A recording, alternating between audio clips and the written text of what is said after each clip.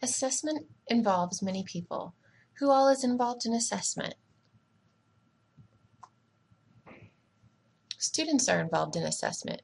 Primarily, this is because you are assessing them. However, students also need to know the outcomes that they're expected to achieve, and they can also provide feedback to faculty on assessment tools such as rubrics or even prompts. Students also have the opportunity to self-assess.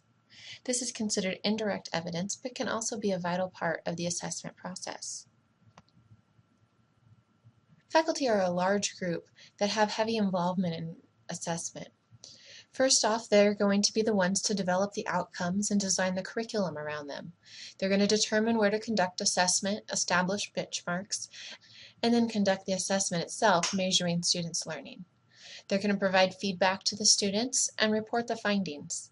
And then they're also going to be using those results to make changes. Well, that's the formal assessment process and generally uses summative assessment. Faculty also conduct formative assessment during instruction so that they can improve student learning prior to the formal or reported summative assessment. For more information on this, see the presentation on CATS, or Classroom Assessment Techniques. Full-time faculty aren't the only ones who should be involved in assessment. Although they are going to be less involved, adjunct faculty are still part of the student's learning experience and can still assess students and participate in department decisions and actions as a result of the assessment findings. Adjunct faculty should also conduct informal formative assessment.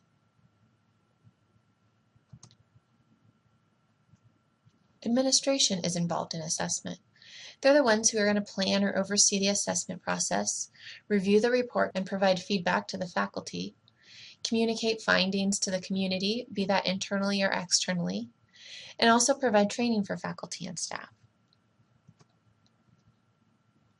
The assessment committee, this is a list of their duties, have a variety of tasks. They're going to, 1, serve as a resource, 2, assist with various efforts, also help with disseminating the data, and then also they're going to look at the program reviews and evaluate them and evaluate the program review process to see if that needs to be updated or improved.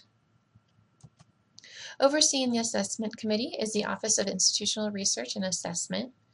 They also coordinate and oversee assessment activity. Gather, summarize, and analyze assessment data relating to the institutional learning outcomes. Oversee the program review process, coordinate all survey data for assessment purposes and other surveys as well, provide training to faculty and staff, and report findings to the community.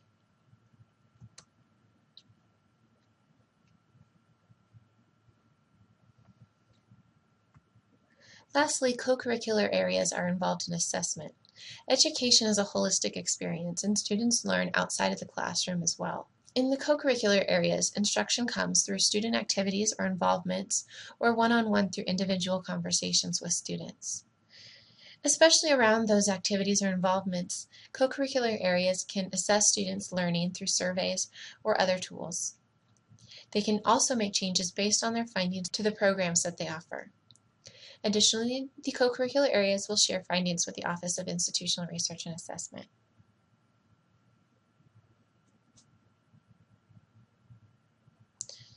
So that's who's involved in assessment. It's just about everyone.